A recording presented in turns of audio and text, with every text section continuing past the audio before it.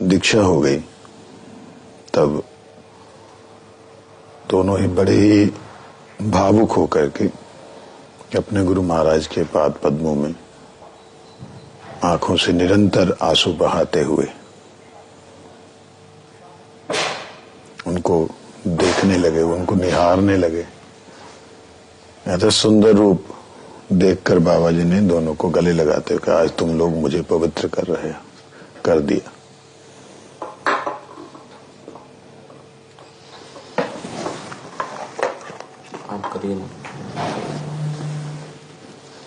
वे दोनों बाबा जी की चरण धूलि को बार बार आस्वादन करते हुए मस्तक पर और सारे अंगों में मलने लगे।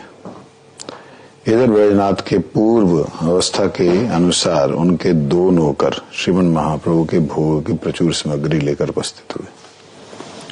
विजय कुमार और ब्रजनाथ ने हाथ जोड़कर उन भोग सामग्रियों का भोग लगाने के लिए प्रार्थना की। श्रीवासंगन के अधिकारी महोदय ने पुजारी द्वारा भोग प्रस्तुत करवाकर श्री पंच तत्व को समर्पण किया।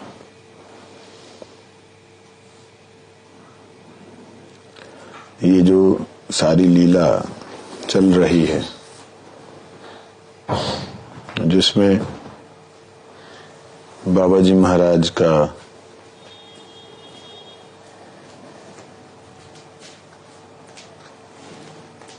चरणाश्रय करने के बाद में ब्रजनाथ और विजय कुमार की अवस्था का वर्णन किया है। जब दीक्षा प्राप्त होती है तो उसके बाद में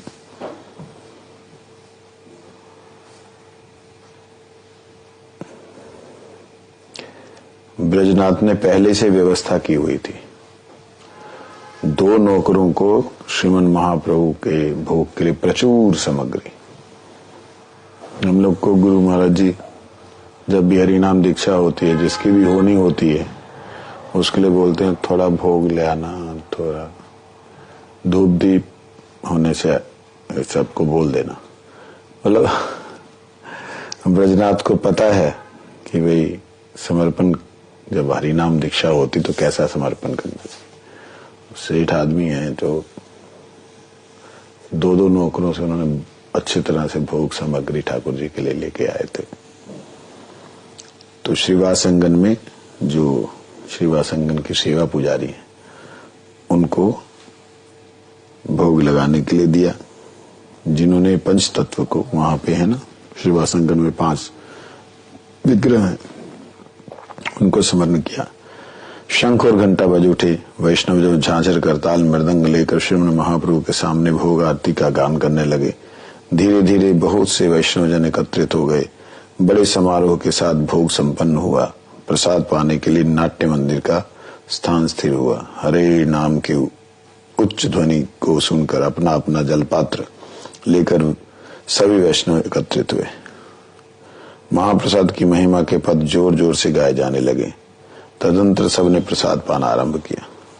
ब्रजनाथ और विजय कुमार महाप्रसाद गुरु वैष्णवों के उचिष्ट प्रसाद की आशा से अभी बैठना नहीं चाहते थे, परंतु प्रधान बाबा जी महोदयों ने उन दोनों को बलपूर्वक बैठाकर कहा, तुम लोग गृहस्थ वैष्णव हो, तुम्हारे चरणों में दंडवत प्रणाम करने से हम धन्य होंगे। विजय कुमार और ब्रजनाथ दोनों हाथ जोड़कर नम्रता पूर्वक बोले, आप लोग महान त्यागी वैष्णव हैं। आप लोगों का अधरामृत जूठन पाना ही हमारे लिए सौभाग्य की बात है। आप लोगों के साथ बैठने से हमें अपराध लगेगा।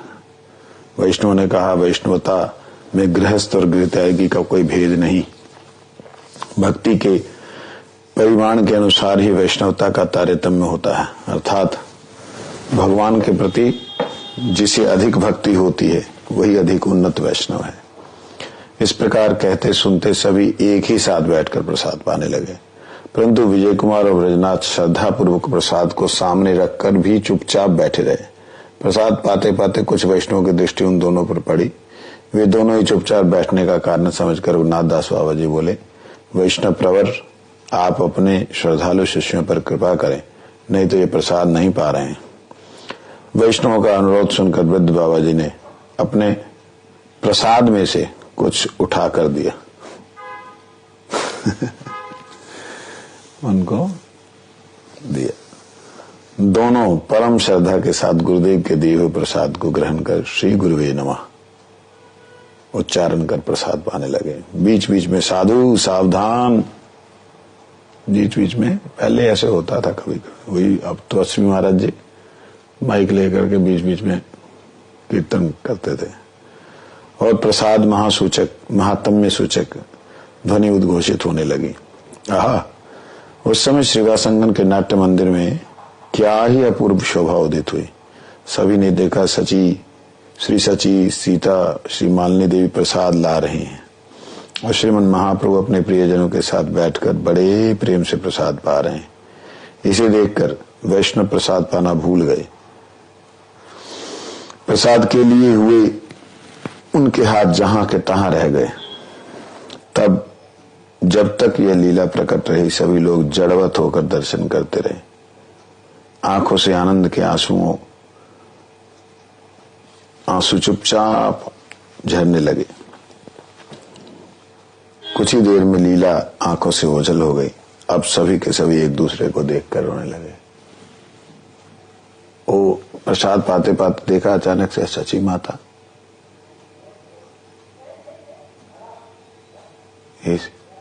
मालिनी देवी और ये सब विष्णु प्रिया, ये सब लोग प्रसाद बांट रहे हैं और महाप्रभु जी सबके बीच में बैठ के खा रहे हैं। वो सारे के सारे मतलब प्रसाद पाने लगे थे। दृश्य देखा तो सब ऐसे ऐसे रह गए और कोई सिसक नहीं रहा है। आंसू जो है झरझर झरझर झर करके बहने लगे और बहते बहते बहते बहते जब तक वो लीला दिखाई दी तब, और जैसे वो लीला ओझल हुई एक दूसरे को देख कर रोने लगे कि क्या देखा।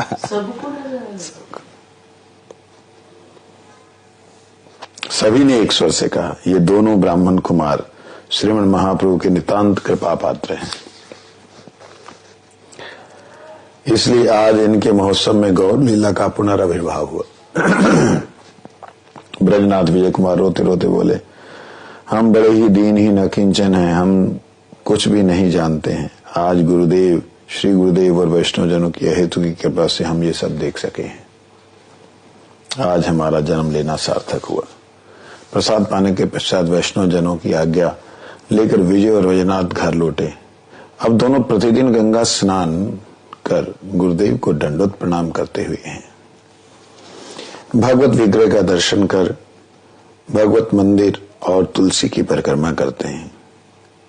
इस प्रकार रोज कुछ न कुछ शिक्षा ग्रहण करते हैं। 4-5 दिन बीत गए।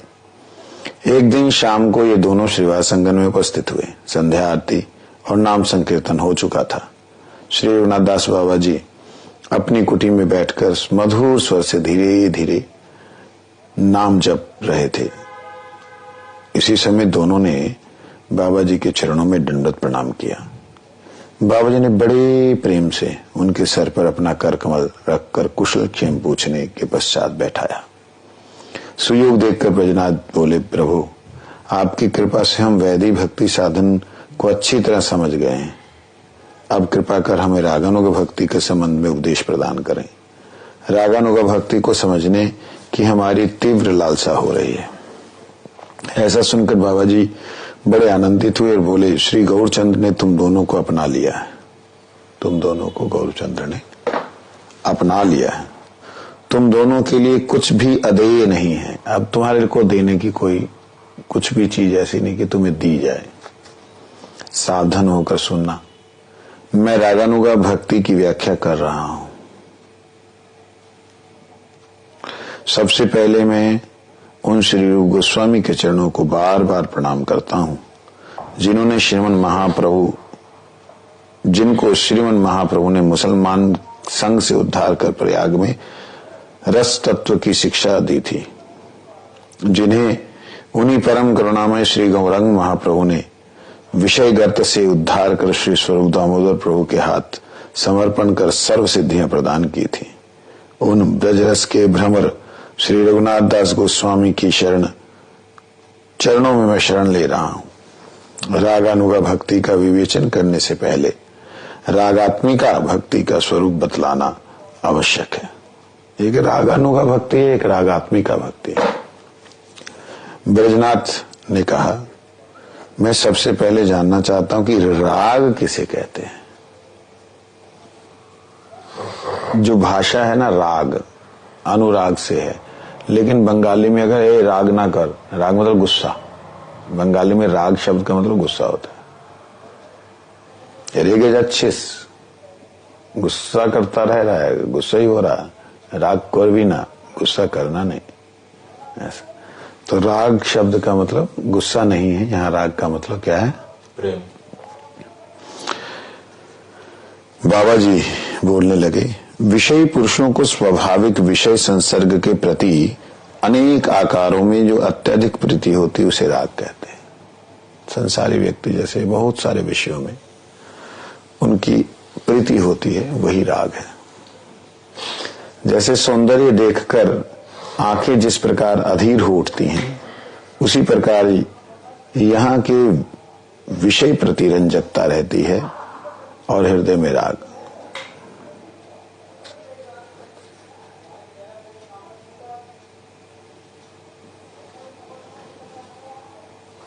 जैसे सौंदर्य देखकर आंखें जिस प्रकार अधीर हो उठती हैं, उसी प्रकार यहाँ विषय के प्रति रंजकता रहती है और हृदय में राग।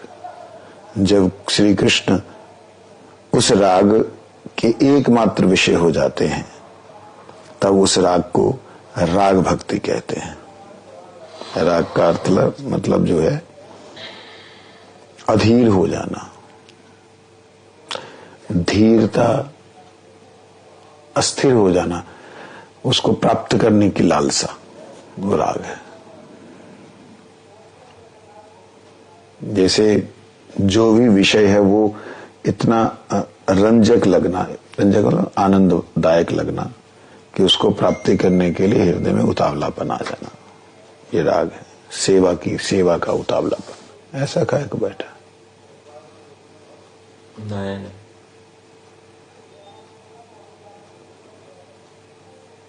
जब श्री कृष्ण उस राग के एकमात्र विषय हो जाते हैं, तब उस राग को राग भक्ति कहते हैं। राग जब केवल मात्र कृष्ण के प्रति ही रह जाता है, अनुराग, तभी वो राग भक्ति है। कैसे रह जाता है कृष्ण के प्रति? संसार के सुंदरतम किसी व्यक्ति से मिलने पर उसे एक श्याम सुंदर का स्मरण हुआ है कि आह, वो कितने सुंदर होंगे यदि उनकी माया से निर्मित जड़ शरीर इतना सुंदर है। फिर उसके बाद में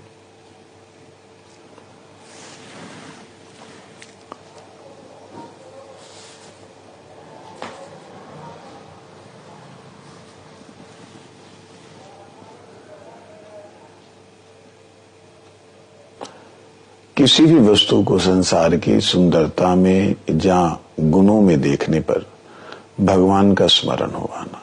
कोई बढ़िया संतरा देखा, ठाकुर जी के लिए, ठाकुर जी खाएंगे, चकट चकट करेंगे, ये भावनाओं का भगवान के साथ जुड़ जाना, उसे कहते हैं राग भक्ति। ये एक दो दिन के लिए नहीं, हमेशा के लिए। जब हो तब राग भक्ति है। मान लो वो किसी भी तरीके से अपने संसार के विषय में ही जाने लगा, तब भी ओह ठाकुर जी को कैसा लगेगा, नहीं नहीं नहीं, ऐसे नहीं।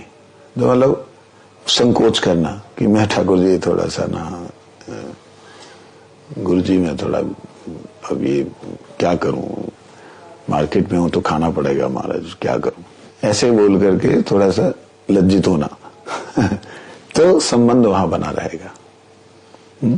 जैसे नहीं हमेशा थोड़ी ना रहता, नहीं रहता, इसलिए बोल रहा हूं कि ऐसा होना है ना,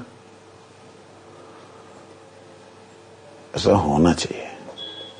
जैसे कई बार बोलते ना, एकादशी में फलाहार जब करने लगते हैं तो कहते कि भाई महाप्रसाद नहीं बोलना। क्यों? ये चोरी से खा रहे, अले उनसे क्या चोरी से खा रहे हैं? भोग तुमने लगाया, ठाकुर जी को सारा उसके साथ अनुकल्प लगाया, गुरु जी को पता नहीं अपने लिए बना रहे।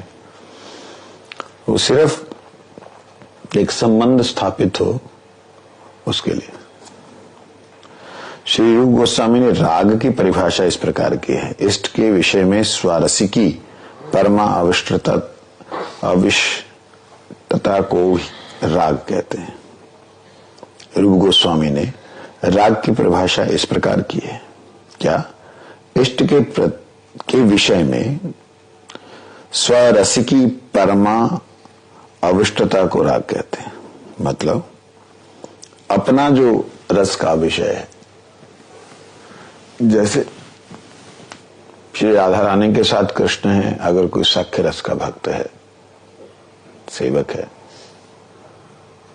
तो कुछ तो राधा रानी के साथ कृष्ण है, गए हैं तो कुछ तो उधर जाते भी नहीं, लेकिन कुछ जाते हैं, देखते हैं। तो देखने में उन्हें किसी तरीके से राधा रानी के प्रति कोई ऐसा भाव नहीं होता कि भाई ये भाई, ऐसा कुछ नहीं भाव होता जैसे इस मटेरियल जगत में होता, ऐसा नहीं होता। देख करके बड़े आनंदित होते हैं श्याम सुंदर को राधा रानी के साथ, तो उनको अपने रस का भाव आता है। उनको ऐसा कभी नहीं होता कि श्याम सुंदर राधा रानी के साथ हैं तो मैं किसी गोपी के साथ हूं, कभी नहीं आता, आ ही नहीं सकता। आया तो सख्य रस का भक्ति नहीं। इस प्रकार से विषय विग्रह केवल श्याम सुंदर, मतलब भगवान के प्रति ही, राधा रानी के प्रति अगर किसी सखी का भाव है, जहाँ सखा का भी भाव है, राधा रानी के प्रति स्वामिनी भाव है, मालकिन भाव है, तो वो एक परम आविष्ट उनके प्रति चित्त उनका होता है, तो उसी को राग कहते हैं। कृष्ण भक्ति जब रागमय अवस्था को प्राप्त हो जाती है, तब उस भक्ति को रागात्मिका भक्ति कहते हैं। कृष्ण भक्ति अनुरागमय अवस्था को प्राप्त हो जाती है, रागमय अवस्था। संक्षेप में ऐसा कह सकते हैं कि कृष्ण के प्रति प्रेममयी तृष्णा को रागात्मिका भक्ति कहते हैं। प्रेममयी तृष्णा, प्रेममयी पिपासा, उसमें ऐसा नहीं है कि मर्यादा है और ऐसा नहीं है कि अमर्यादित है। वहां दास भी जो है ना, बिल्कुल दास सखा वात्सल्य मधुर, तो सभी का अधिकार ठाकुर जी के श्रीअंग में अगर कुछ लग गया है तो उसे साफ करना, नहीं है तो उसको लगाना, सभी का अधिकार है। उसमें मर्यादा नाम की जो विधियां हैं ना, वो नहीं रहती। उसी तृष्णा को रागात्मिका कहते हैं। जिनके हृदय में राग उदित नहीं हुआ है, उन्हें शास्त्र विधियों के आचरण द्वारा ही भक्ति लाभ करने का प्रयत्न करना श्रेयस्कर है। जिनको ऐसा प्रेम नहीं हुआ है, एक बार श्री गुरु महाराज जी को एक चंडीगढ़ की हमारी गुरु बहन शारदा माता जी, वो मतलब गुरु जी के सामने तो बच्ची से भी छोटी थी, गुरु जी तो एज में बहुत बड़े, लेकिन एक बार मैंने देखा गुरु जी उन्हें देख रहे हैं, वो गुरु जी को देख रही हैं, दोनों टकटकी नजर से देख रहे हैं और उसके झरझर झरझर झरझर करके आंसू उसके बह रहे हैं। अद्भुत मैंने देखा, गुरु जी लगातार उसे देख रहे हैं।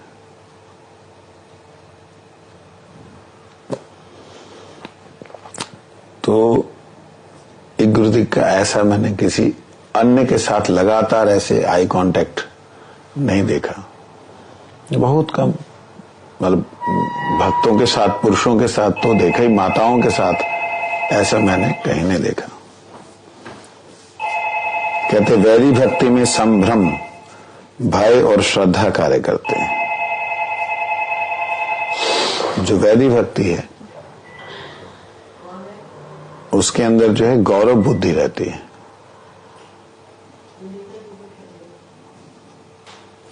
रागात्मिका भक्ति में कृष्ण लीला के प्रति लोभ ही कार्य करता है। वैदिक भक्ति में भय और श्रद्धा, श्रद्धा पूरी है लेकिन भय के साथ, ये वैधि भक्ति है। हम लोगों का अधिकार गुरुदेव के प्रति, भगवान के प्रति वैधि भक्ति का ही है।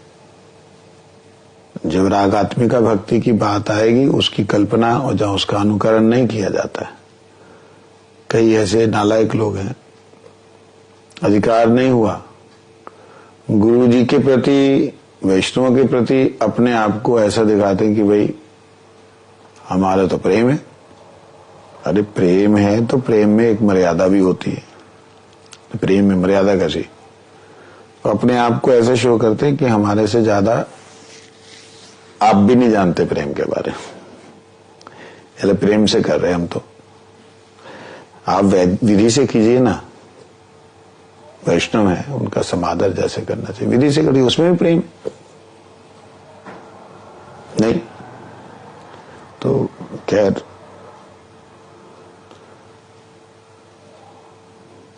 यहां यही कह रहे हैं कि वैदिक भक्ति में संभ्रम, गौरव, बुद्धि, जिसको कि भय और श्रद्धा कार्य करते हैं। रागात्मिका में कृष्ण लीला के प्रति लोभ ही केवल मात्र कार्य करता है। ब्रजनाथ जी ने कहा रागमयी भक्ति का अधिकारी कौन है? बाबा जी कहते वैधि श्रद्धा जैसे वैधि भक्ति का अधिकार प्रदान करती है, उसी प्रकार लोभमयी श्रद्धा रागात्मिका भक्ति का अधिकार प्रदान करती है। वैधि भक्ति करते करते, विधि मार्ग में चलते चलते हृदय में लोभ होता है। कैसे लोभ होता है? जब हम लीला कथा सुनते हैं कि ठाकुर जी जो हैं अभी उठे हैं, उठ करके श्री राधा जी का स्मरण कर रहे हैं, इतने में राधा जी जो हैं उनके घर पहुंच जाती हैं। ये जो भक्ति ठाकुर जी ने वर्णन किया है, उस लीला को स्मरण करते करते हमारे अंदर लोभ उत्पन्न होता है कि कभी हमें भी ऐसा लीला में मौका मिले, हम भी जाएं। तो ये जो लोभ है ना, यही लोभ जो है श्रद्धा युक्त होकर के रागात्मिका बन जाता है। ब्रजवासियों का कृष्ण के प्रति भाव ही रागात्मिका भक्ति का सर्वश्रेष्ठ उदाहरण है। ब्रजवासियों का जो भाव, ब्रजवासियों के श्री कृष्ण के प्रति भाव को लक्ष्य कर उसी को प्राप्त करने के लिए जिन सौभाग्यशाली जीवों को लोभ होता है, दासों की भक्ति में, सखाओं की भक्ति में, वात्सल्य भाव की भक्ति में और माधुर्य भाव में, अनुगतमयी भक्ति में जिनका लोभ होता है, वो सौभाग्यशाली जीव होते हैं, वे रागानुगा भक्ति के अधिकारी। आजकल बहुत ज्यादा लोग मधुर भाव की बातें करते हैं। ठाकुर जी से भी डायरेक्ट मधुर भाव की बात करते हैं कि तेरे संग यमुना पुलिन में जाऊं, तू मेरे को ऐसे करे वैसे करे, छेड़े, मैं तेरे गले का हार बन जाऊं, मैं तेरे, मतलब ऐसे ठाकुर जी के साथ। उन विचारों को पता ही नहीं है। कुछ तो ये गाने जो बनाए हैं वो आम जो जनरल लोग हैं, जो गाने बनाने वाले, उन्होंने बनाए। भजन जिसको कह रहे हैं आजकल लोग, और कुछ कोमल श्रद्धा युक्त भक्तों ने, जैसे राधा रानी का भाव है ऐसा हमारा होना चाहिए बोल करके, राधा रानी और मूल सखियों का जो भाव है उसको उन लोगों ने लेना शुरू किया। यहां पे हम लोगों के लिए जो भक्ति मार्ग में अगर माधुरी भाव की बात करें तो उसमें मंजरी भाव जो है, मंजरी भी नहीं, किंकरी भाव, किंकरी भाव में सेवा की बात है।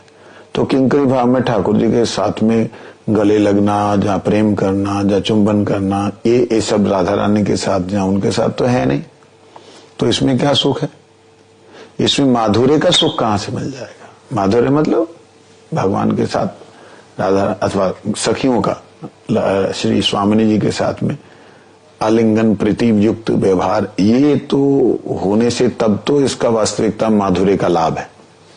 लेकिन इनको तो ऐसा कुछ होता ही नहीं और ना ही इच्छा होती है, जगती नहीं इच्छा कि हम मिलें भी, ऐसा होता है। गुरु जी से एक बार बात हुई थी, गुरु जी बोले, ओ वो सब नहीं, मन सब आता नहीं, वो लोग का हृदय में नहीं आता। तो क्या जो मंजरियां छोटी छोटी किंकरियां होती है उनको क्या कृष्ण कभी आलिंगन नहीं करते? जरूरत ही नहीं पड़ती उनको, उससे करोड़ों गुना ज्यादा सुख मिलता है। कैसे मिलता है? वो जब स्वामिनी जी को देखती हैं, जो मूल सखियां हैं, श्री राधा जी को और कृष्ण को जब देखती हैं आलिंगित स्वरूप में, तो उन दोनों को जो आनंद मिल रहा है, वहां तो इंडिविजुअल एक एक को आनंद है ना, राधा जी को श्याम सुंदर का, श्याम सुंदर को श्री राधा जी का, ये इंडिविजुअल आनंद है उनका। लेकिन इन दोनों को जो आनंद मिल रहा है वो मूल सखियों को प्राप्त हो जाता है पूरा। उनके अंदर क्या भाव, उनके अंदर क्या भाव, उनको क्या आनंद, उनको क्या आनंद, वो मिल जाता है। अब जो मंजरियों को मिला है, मतलब सखियों को मिला है, वो मंजरियों में ट्रांसफर हो जाता है। उनके मंजरियों के हाव भाव देख करके उनके अंदर ट्रांसफर हो जाता है, और उनके हाव भाव देख करके किंकरियों के अंदर ट्रांसफर हो जाता है। ये ट्रांसफॉर्मेशन दिव्य है। ये जड़ बुद्धि युक्त जो जीव हैं उन्हें कभी समझ नहीं आ सकती। ये ऐसे ही है जैसे कि अभी लाइव यहां चल रहा है, तो सबके पास लाइव चल रहा है, सब मेरे हाव भाव, सब मेरी आकृति को देख सकते हैं, जिस प्रकार से ऐसे देख पा रहे हैं। अब होता यह है कि ये तो सिर्फ देख पा रहे हैं, लेकिन अगर किसी के पास वो 3D इफेक्ट वाली वो चीज हो, 5D वाली, तो उनके सामने एक मूर्ति भी प्रकट हो जाएगी, वो उसको टच भी कर सकेंगे, वो फील भी कर सकेंगे। ये संसार में, ऐसे जड़ संसार में थोड़ा सा कुछ अनुभव मशीनों से कर पा रहे हैं, वहां पे तो आत्मा का संबंध है। वो आत्मा समर्पित है पूर्ण रूप से, किसको? किंकरियों की मंजरियों को, मंजरियों की सखियों को, सखियों का गोविंद को। तो आत्मा ही पूर्ण समर्पित है, तो पूर्ण आत्मा जब समर्पित है तो उसमें आत्मानंद जो है उसमें कम बढ़ती नहीं आता है। कुछ इस प्रकार से है जैसे कोई प्रेमी भक्त रो रहा है और उससे जो प्रेम करता है वो रोने की वजह से वो भी रोता है। वो एक अलग चीज हो गई, होता है ऐसे, लेकिन उसके अंदर एक अलग बात है। वो किस भाव में रो रहा है ये नहीं ट्रांसफर हो रहा ना यहाँ। वो कौन सा उसका कौन सी एक स्थिति आई है उसे को मालूम नहीं ना, वो चीज ट्रांसफर होती है यहाँ। और कहीं भी उसके बाद ऐसा नहीं होता कि मैं भी स्पर्श करूं, जब मैं भी वो करूं, जब भाव या आग्रह आता ही नहीं है वो, क्योंकि उनको डबल ट्रिपल चौबल होके आ रहा है, सभी का भाव मिक्स होके आ रहा है। मिक्स होके नहीं आ रहा है, मतलब उसका अलग ही एक वो है। मतलब खाली पानी पी रहे हैं, नींबू डाल दिया, नमक डाल दिया, मिर्च डाल दिया, मीठा डाल दिया है बीच में, फिर उसके बाद में गुलाब जल डाल दिया, ऐसे करके उसके बाद तो पूरा रेडीमेड शरबत आ रहा है। वो तो ऊपर वाले का थोड़ा सा अगर टेस्ट, पहली बात मिलता नहीं है, लेने की इच्छा नहीं होती। दूसरी बात, अगर कभी कृष्ण आकर के किसी को गले लगा भी लेना तो क्यों आनंद नहीं आ रहा? कहाँ बस बंदे ने पूर्ण शरबत पिया हुआ वो कहाँ खाली जो है नींबू वाला पानी आ जाए, ऐसे करता है वो, मतलब वो ऐसे भाव होता है। ये चीज है। इन सब चीजों का ना मतलब समझाना और समझना बड़ा मुश्किल है, ये चीज है। एक दिन भाव ऐसे ही चल रहा,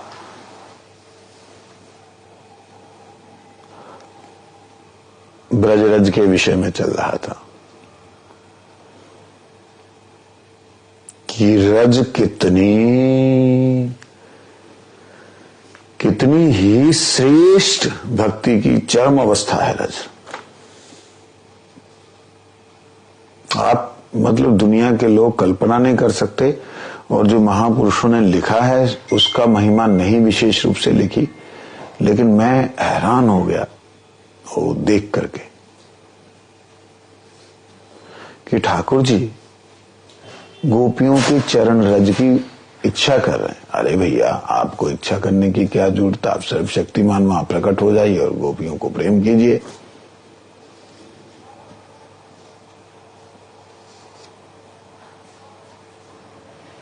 इच्छा कर रहे हैं। क्यों? क्योंकि जो श्री राधा जी के चरणों की रज है, उन्होंने श्री राधा जी के जो कृपा से, क्योंकि राधा जी जब प्रेम में विवल हैं तो राधा जी अपने आप में पूरी तरह निढाल है, मतलब जो मिल रहा है उसमें पूरी तरह समर्पित हो रही है।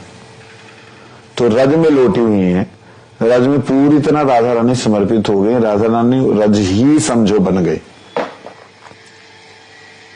और वह रज ठाकुर जी के जब पास में आ रही है तो वो रज श्री राधा रानी के संपूर्ण स्पर्श और संपूर्ण राधा रानी के भाव को लेके आ रहे हैं। और अगर जिसने उठाया उस रज को देने के लिए, उस गोपी के संपूर्ण भावों के साथ में आ रहे, कल्पना नहीं कर सकते हैं कि ठाकुर जी उस रज से क्या बात कर रहे होंगे, कैसे उनके साथ प्रेम का आलाप होगा। पहले तो गोपी से बात कर रहे हैं जिसने स्पर्श किया है, फिर वो नारद जी से बात कर ली, नारद जी लेके गए, नारद जी से बात कर ली।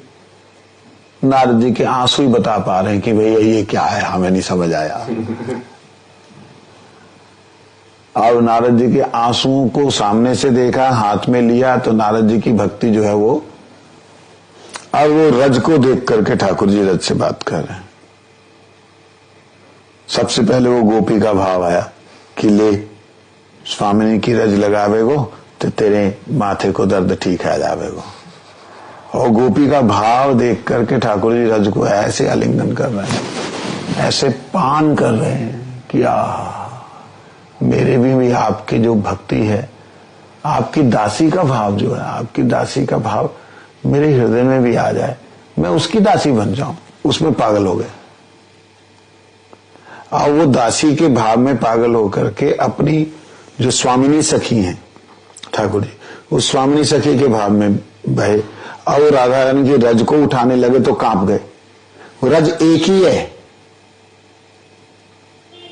उसमें भाव परिवर्तन हो रहे हैं रज के अंदर। ये विचित्रता जिसकी अभिलाषा स्वयं ब्रजनंदन श्री कृष्ण कर रहे हैं, जिसकी अभिलाषा श्री राधा रानी कर रहे हैं, उस रज की कोई महिमा नहीं बोल रहे। शांत है, हम तो गोपी हैं, जाओ, पता है ही नहीं, कुछ नहीं पता। ब्रजरज साक्षात बलदेव जी हैं, ब्रजरज साक्षात ब्रह्म रज के रूप में। ब्रह्म जहां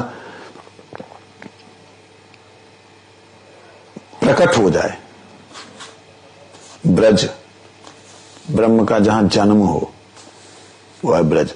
कौन समझेगा इसको? चिन्मय है, वो मट्टी है, धूल है, जानते नहीं बेचारे, क्या करेंगे, छोड़ो, क्या करें। यदि उस लोभ का लक्षण क्या है? आज बड़ी देर से शुरू किया, मेरे दिमाग में आया कि हम ये पौने बजे शुरू करते हैं, या तो 1:30 बजे शुरू करें, या सवाए में शुरू करें, या पूर्ण में शुरू करें। क्योंकि पौना कहते नहीं होना चाहिए, सवाया पूर्ण होना चाहिए, सवाया होना चाहिए, 1:30 होना चाहिए, है ना? 7 बजे। हाँ, सवेरे सो, फिर 7 से 8 करो। मैं नहीं हो पाया,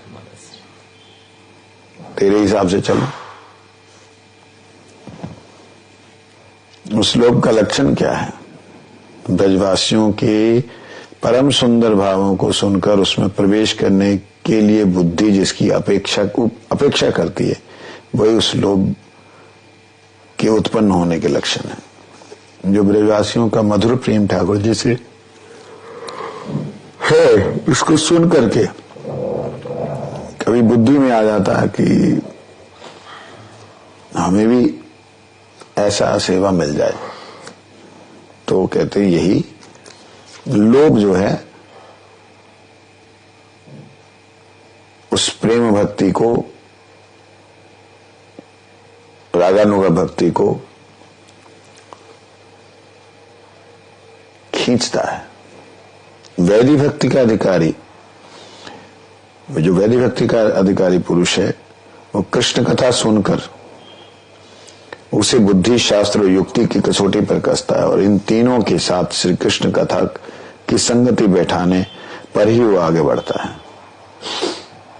कहते वैदिक भक्ति का जो अधिकारी है वो भगवान की कथा सुनकर उसे बुद्धि शास्त्र युक्ति की कसौटी पर कसता है, बुद्धि से देखता है सही है, हाँ इतना तो राधा रानी की इससे ज्यादा बात नहीं करनी चाहिए, क्योंकि जीव जो अधिकारी नहीं है और शास्त्र में ये बात है, युक्ति में भी सही लग रही है, तब जाके वो कृष्ण कथा की संगति बिठाने के लिए आगे बढ़ता, मतलब युक्ति करता है। परंतु राग मार्ग में ऐसी बातें नहीं है। इस मार्ग में बुद्धि शास्त्र और युक्ति की अपेक्षा नहीं होती, अपेक्षा होती है तो केवल ब्रजवासी जनों के भाव के प्रति लोभ की अपेक्षा होती है। ब्रजवासी हैं जो राग मार्ग है, अर्थात जब व्यक्ति राग मार्ग में अनुसरण करता है, लोभ के कारण जब आगे बढ़ने लगता है तो ब्रजवासियों के भाव को वो फॉलो करता है, ब्रजवासियों के भाव को लेता है। जैसे हमारे सखा लोग, हमारे बच्चे लोग ब्रजवासी, वो गिरिराज गोवर्धन की जय बोल, पूछरी की लोटा की हु प्यारे, शाबाश है बंसी वारे, शाबाश है। ये जो शाबाश है बोल रहे हैं, ये जगत के लोगों का अधिकार नहीं है, लेकिन उनके संग में आए तो वो भी बोलते हैं शाबाश है, तो उनके मन में होता है कि हमें भी ऐसा कोई मौका मिले, ऐसा ये लोभ होना।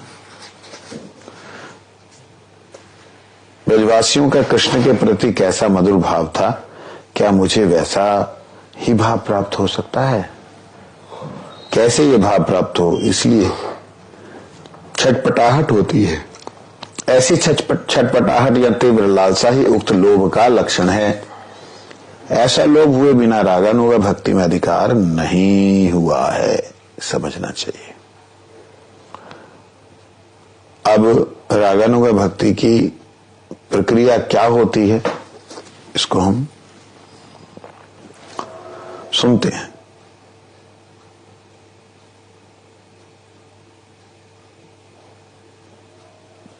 कहते साधक का जिस ब्रजवासी गोप या गोपी के सेवा सौंदर्य के प्रति लोभ हुआ है, उसे वे सर्वदा स्मरण करे एवं उसके प्रिय कृष्ण की और उस ब्रजवासी गोप या गोपी की परस्पर लीला कथाओं में निरत हुआ स्वयं शरीर से अथवा मन से सर्वदा ब्रज में निवास करे। उस भाव को पाने के लोभ से अपने अभिलिषित ब्रजवासी का अनुसरण करता हुआ सब समय दो प्रकार की सेवा करे, अर्थात बाहर से साधक रूप में सेवा करे और अंतर में सिद्ध देह की भावना पूर्वक सेवा करे। यही रागानुगा भक्ति की प्रक्रिया है। समझ आई? लेकिन महाराज श्री, जब तक ब्रजवासी की कोई भी ब्रजवासी जो है उनका सेवा वो कैसे करते हैं ठाकुर जी के प्रति, वो सब लीलाएं कथा नहीं सुनने पर तो उसके प्रति वो लोभ उत्पन्न नहीं होगा कि हम भी वैसा करें।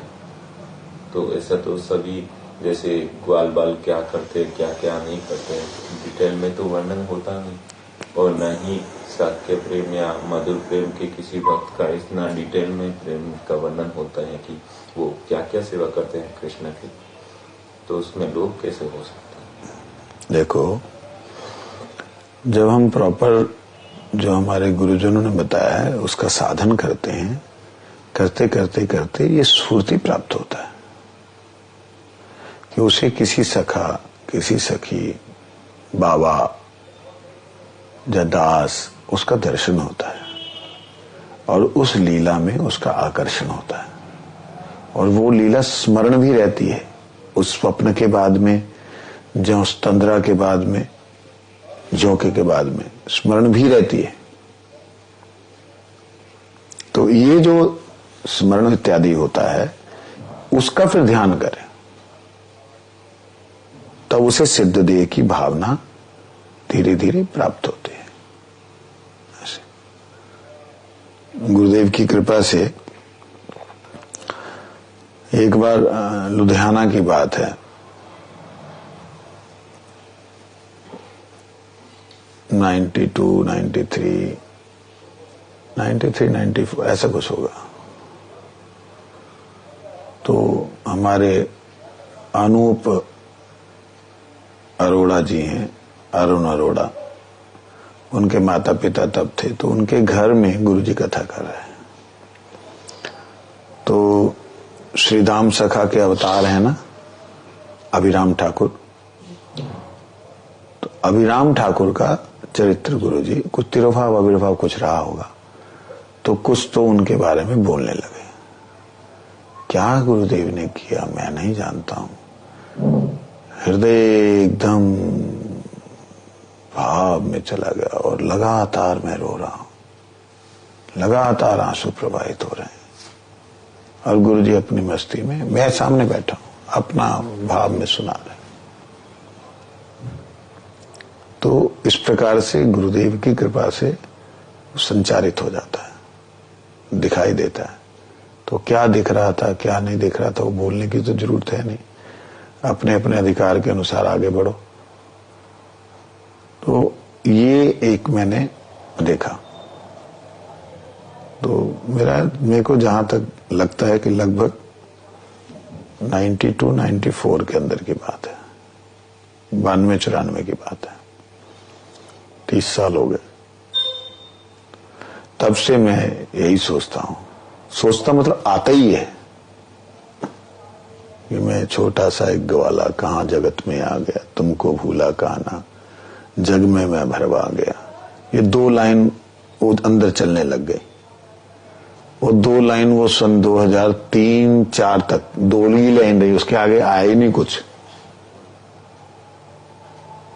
फिर वो 2 लाइन के बाद में मेरे ख्याल से 7 में या 8 में 2007-8 में आगे का आया, जब से तुमसे बिछुड़ा करता रहा मन की कही, आत्मा की बात मेरी आत्मा में रह गई। यूं ही तुमसे बिछड़ा भव सागर में बहता गया, छोटा सा एक ग्वाला कहां जगत में आ गया। उसके आगे फिर हुआ नहीं। मतलब एक कोई जैसे होता है ना शब्दों का आना, वहीं तक हुआ। ना ही कभी ये सोच भी आई कि इसके आगे कुछ होना चाहिए जब बोलूं या क्या, कुछ नहीं। तो इस प्रकार से जो है कहने का मतलब उसकी भावना पूर्वक सेवा करनी चाहिए, जो प्राप्त हुआ है या जो मालूम पड़ा है। अब श्रीराम सखा के बारे में उसके बाद में मैंने जानना चाहा क्या है कौन है, तो मालूम पड़ा दाऊ जी के सबसे प्रिय सखा, और कन्हैया से कन्हैया कभी उसको हरा देते, कभी वो कन्हैया को हरा देता, ऐसा है। हाँ, युद्ध, कभी वो जीत जाते कभी वो जीत, ऐसे करके ऐसी लीला। तो उसमें कोई ज्यादा मैं कभी जबरदस्ती घुसा नहीं कि भाई उसको सोचूं उसको सोचूं। मैं तो जितना हूं उसको कम सोचने का प्रयास करता हूं, लेकिन वो कृपा है। ये तो गुरुदेव की कृपा से जो भाव संचारित हो गया वो तो रोक नहीं सकता उसे कोई, वो आता ही है। तो कहने का अभिप्राय, इसमें बाहर से साधक रूप में जो हमारे को तिलक, संध्या वंदन, कंठी, माला, हरिनाम, जप, ये सब जरूरी है। मेरे को व्रत हो गया मैं करके नाच रहा हूं, वो नहीं। वो बाहर वाला जो क्रियाएं हैं वो बहुत जरूरी है। आप देखो कई महात्मा लोग जो सिद्ध महात्मा हैं, उनका बाहर का जो हरिनाम जप है, विधि है, संध्या वंदन है, सब कुछ करते, भीतर में भाव उनके दिव्य। भीतर का भाव बाहर प्रकाशित नहीं होने देते, दैन्यता के कारण बोले नहीं प्रकाशित होने देते, लेकिन वो प्रकाशित हो ही जाते हैं, क्योंकि वो भाव ही ऐसे हैं। जो जगते हैं ना, तब वो फिर अंदर शरीर का सामर्थ्य नहीं होता कि उसे रख पाए। आत्मा भी जो है वो उन भावों को रख नहीं पाती, वो भाव ही इतने प्रबल होते हैं, उनको कोई रोक नहीं सकता, वो प्रकाशित हो ही जाते हैं। लेकिन तुरंत उसके बाद वो संकुचित हो जाते हैं, अपने आप को गंदी गंदी मतलब शब्दों के द्वारा अपने परित वो करते हैं, क्या बोलते हैं, परिभाषित करते हैं। मौसम कौन कुटिल कल कामी, जिन तन दियो ताही विसरायो, ऐसे नमक हरामी। भरी भरी उधर विषय को खाया ठाकुर जी, मैं तो विषय खाता रहता, ऐसे सुअर की तरह हूं मैं तो ऐसे करके साथ साथ तो सामने वाले जो बहिर्मुख लोग होते हैं, जो लोग अनाधिकारी होते हैं, वो छट जाते हैं। हाँ ठीक है, बेचारे साधन कर रहे हैं, क्या अच्छी बात है। और जो वो तो कुछ समझ ही नहीं। ना बहिर्मुख मतलब बहिर्मुख लोगों की बात नहीं कर रहा। बहिर्मुख मतलब जो रागानुग में नहीं है, अभी राग भक्ति में नहीं, वो बहिर्मुख है, साधक ही वो, उनकी बात कर रहा हूं। अरे तो भिन्नता है, वैष्णव दीन होते हैं, अंदर भाव तो महाराज जी का अच्छा उनको लगता है। लेकिन जो चतुर्शिरोमणि मतलब भगवत कृपा प्राप्त, राधा रानी की कृपा प्राप्त, धाम कृपा प्राप्त, बलराम की कृपा प्राप्त जो है, उनको सही में समझ आता है कि अब ये बाहर की इनको आवृत्ति होगी, बाहर की अनुभूति हो गई है, बाह्य ज्ञान हो गया है, अब इसलिए हमें ये बना रहा है। देख गाली उल्टी सीधी बोल देंगे, उठ कर देंगे, डांट देंगे। वो सिर पे हमारे थे कृष्णदास बाबा जी महाराज, वो कुछ तो कृष्णदास बाबा जी महाराज, हाँ शायद, मैं याद नहीं मेरे को, तो कुछ तो कीर्तन चल रहा है, तो वो बार बार कल गलत बजा रहा है, उसको इशारा किया, नहीं सुना, दे डंडा, धन करके मारा उसके सिर पे था। अब उनको बाकी दुनिया देखने वाली जो बिल्कुल बहिर्मुख है, वो देखने वाले है क्या बाबा जी महाराज इतना गुस्सा है कीर्तन में। जो थोड़ा भजनानंदी हैं, अभी अंदर वाली बात नहीं जानते हैं, उन्होंने देखा कि कृपा हो गई इस पे। तो आज जो बिल्कुल अंदर की बात जानते हैं, उनको लगा कि बाबा जी महाराज का रसभंग हो गया। जिस स्पष्ट रूप से दिखता है ना, नहीं दिखता नहीं है ऐसा कुछ, लेकिन अनुभव होता है ना कि इतना सुंदर भाव में क्यों डिस्टर्ब कर रहा है भाई, तू बंद कर दे। बाबा जी महाराज, वो एक चीज अनुभव होती है। कभी भी एक साथ नॉर्मल जैसी बात लगती है कि कोई डिस्टर्ब हो गया तो वो थोड़ा हो गया, उनके बोल दिया या डांट लिया, ये तो नॉर्मल व्यक्ति कोई भी विचार कर सकता है इस बात को। तो वही तो उनके भाव जो है, वो भाव उनके शब्दों में पता लगते हैं, और उन शब्दों के पीछे पूरी लीला अनुभव होती है उनको, जो अधिकारी होते हैं। और कई लोग अनाधिकार चेष्टा करते हैं। अनाधिकार चेष्टा करने वाले आप जैसे लोग जो हैं, वो ऐसे सोचते हैं कि जो उनके अंदर भाव आ रहा है, वो गुरु जी के अंदर, वो वैष्णव के अंदर वही भाव है। वो अनाधिकारी चेष्टा करते हैं, उन्हें पता तो होता नहीं कुछ, अपना सेकंड्स में तो इधर से उधर उनका जा रहा होता ध्यान, और माइक्रो सेकंड्स थोड़ा सा उधर जाता है। महाराज जी का तो ऐसा भाव चल रहा है, इसको समझ नहीं आ रहा, उसका तो ऐसे हो रहा है, समझ लगे। तो वो अपने भाव को थोपता है, ये भाव में थे। अरे भाई उनसे पूछ लो किस भाव में थे, वो बोलेंगे नहीं, रहने दो, काहे डिस्टर्ब कर रहे हो, अपना भजन करो। तुम्हें जो मार्ग दिया गया है, उस मार्ग पे ढंग से चलो, ये चीज होती है।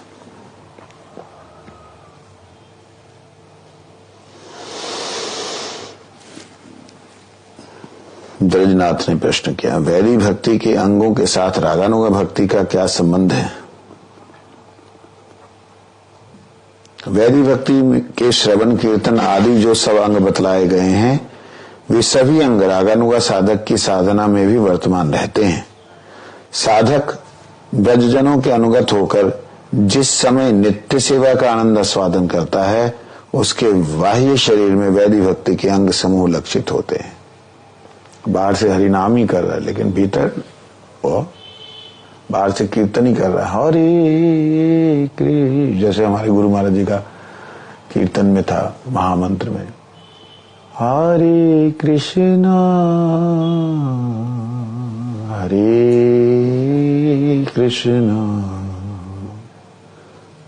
कृष्णा कृष्णा हरे हरे, हरे राम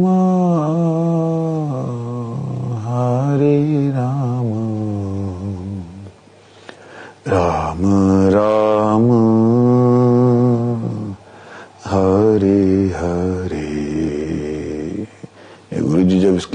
करते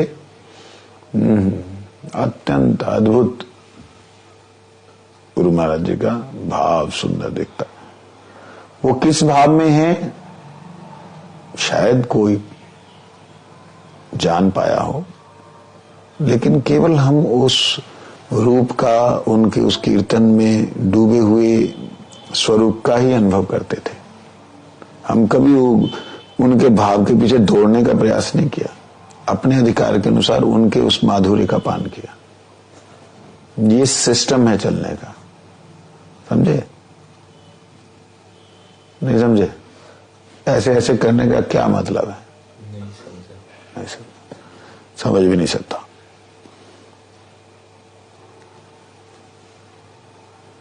गुरुजी महामंत्र करते हुए जिस भी भाव में हो वो जाने।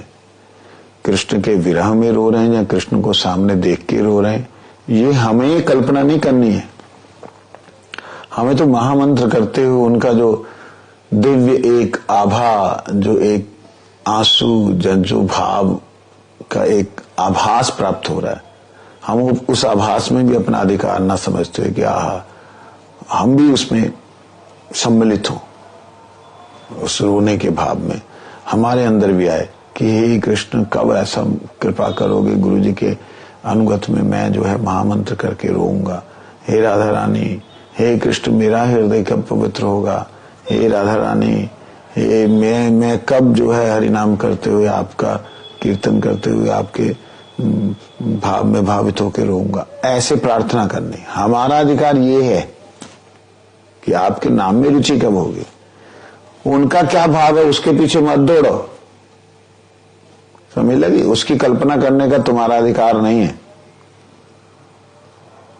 तुम तो केवल उनके उस भाव में भावित होकर के, या अगर कोई लीला बोल रहे हैं, जैसे कई बार आंखें बंद हैं और कई बार बोल भी देते हैं आंखें बंद कर लो, तो उस भाव में वो जो बोल रहे हैं बस वो दिखाई दे, जहां वो जो बोल रहे हैं उसका उस आपके सामने एक चित्रण सा हो। जैसे मैं बोल रहा हूं तो बोलते हुए आपके दिमाग में एक ऑलरेडी एक जो है फिल्म बन जाती, एक चित्र, एक आकृतियां बन जाती। वो आकृतियां बने तो वो भाव का अनुगत होगा, वो भावानुग होगा। लेकिन वो अपने रागानुग में है, वो अपने प्रेम में है, आप उनके भाव का अनुगत कर रहे हो, वो होगा लीला वर्णन में। लेकिन महामंत्र में आप जिस स्थिति में हो, गुरुजी किस राधा रानी के, मान लो वही महामंत्र, सेम महामंत्र गाते हुए श्री राधा रानी को कोई वस्तु अर्पण कर रहे हैं, मान लो, है नहीं है, जो भी होगा उनका हो जाने, अर्पण कर रहे हैं, तो वो निवेदन करे हरे कृष्णा हरे कृष्णा। कुछ भी हो सकता है, कुछ भी हो सकता है। अब उसमें उनके आंसू बह रहे हैं, हम सोच रहे हैं गुरुजी विरह में हैं, गुरुजी ठाकुर से बड़ी दूर हैं, ठाकुर जी से विरह में दूर में होकर के उनको याद कर रहे हैं कि कहीं दर्शन हो जाए। वो कहां पे हैं, हम क्या सोच रहे? अपने भाव में रहो, उनको देख करके उनके जो उनकी शरीर से निकल रही तरंगे हैं वो हमारे शरीर को पवित्र करते हुए हमारे उस भाव को जगाती हैं। उस भाव को ही उठाना है कि मेरा कब ऐसा दिल होगा। हरे कृष्ण कब निकालोगे, कहां मैं कहीं फंसा हुआ हूं, अपने आप को कोसो। ये होता है, ये रागानुग और भक्ति का संबंध है वैदिक भक्ति के साथ में। बाहर से वही दिखाई देता है, अंदर से वंश वैष्णव्यो नमः।